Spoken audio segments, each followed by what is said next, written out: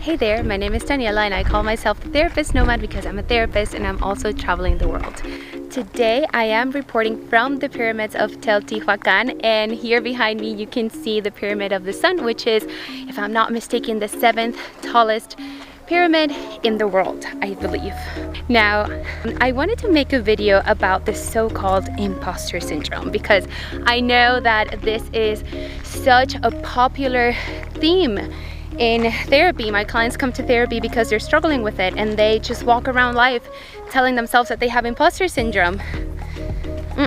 We got to change that, and I'm going to change that today. So I'm going to give you some tips that you can use to improve this syndrome, and you can just free yourself from it forever, never again.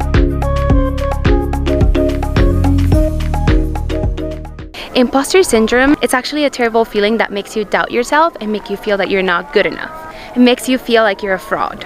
People with imposter syndrome believe that they are in their job position, for example, out of chance, out of luck, or maybe because there was a mistake and they actually don't deserve to be in that position or occupy that role. And it's because they find it so hard to acknowledge their efforts and to recognize their self-value and worth. I want to say that as a therapist, I actually abstain myself from labeling my clients with this condition. Yes, I would validate my clients and let them know that maybe this is a way to conceptualize what's going on with them, but I would not try to just let them walk around believing that they are an imposter. Pretty much I have a love-hate relationship with the term.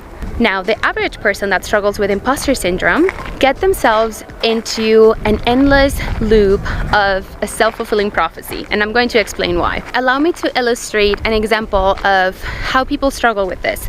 Let's just use myself as an example, as a therapist. If I struggle with imposter syndrome, I may come into sessions very anxious, feeling like I can't actually suffice the needs of my clients in therapy, or that I can't help them. I may struggle with depression because I may feel hopeless about my career, feeling like I would never be a good therapist. My head would most likely be full of negative thoughts about myself and self-deprecating thoughts that make me feel worthless and decrease my value. You can tell how all of these things and thought patterns are going to impact my self-esteem and indent my level of confidence. If a client leaves, for example, if a client stops seeing me for whatever reason, maybe because financially they can't continue or because they feel better, I still may feel that it was all my fault.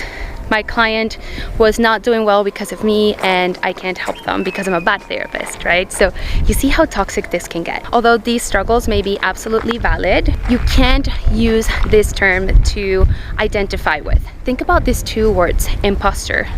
It comes with a criminal connotation almost. And syndrome. Syndrome is a set of conditions that are most likely abnormal or dysfunctional. This is a big load to carry. Instead, I want you to, number one, validate yourself.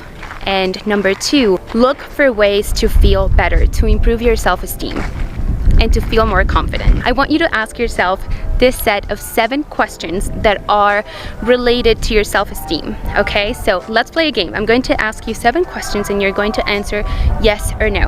So grab a pen and paper and write down your answers for the 7 questions. Number 1, do you know yourself and what you offer to the world?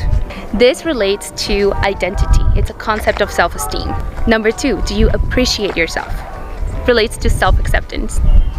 Number 3, do you appreciate yourself?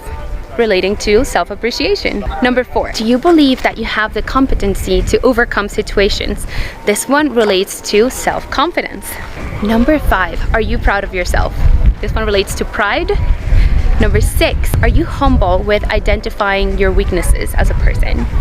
This one relates to humility. And number 7, do you prioritize yourself? This one relates to selfishness. And yes, to have a good self-esteem, you need a small pinch of selfishness. Now, I want these questions to be your tool for next time you're struggling with thoughts that relate to imposter syndrome. I want you to grab a piece of paper and start answering these questions. For the ones that your answer is no, a solid no, I want you to do an activity that's going to help you reinforce that category of your self-esteem. So for example, if your answer was no to identifying your weaknesses in a humble way, then go ahead and make a list of your weaknesses and things that you can improve without negative words. So that would look like, as a therapist, I know that I can learn new therapeutic approaches to treat my clients. Maybe that could be a weakness, but just see how the language is different. It's more positive. Remember, your key to attack imposter syndrome is going to be to first, validate yourself. Second, get your list of 7 questions, answer yes or no, see how the questions change over time, and find an activity that's going to help you feel better in that category. I'm going to be creating a worksheet for this activity, so that way you can have the questions with you at all times. Now I gotta run out of the pyramids. They're actually kicking us out because we got here too late, but hey, we were still able to do therapy in the pyramids of Mexico, which was fantastic. So if you liked this video and you appreciate the tips, feel free to leave your feedback in the comments below. I'd love to hear if this was helpful for you.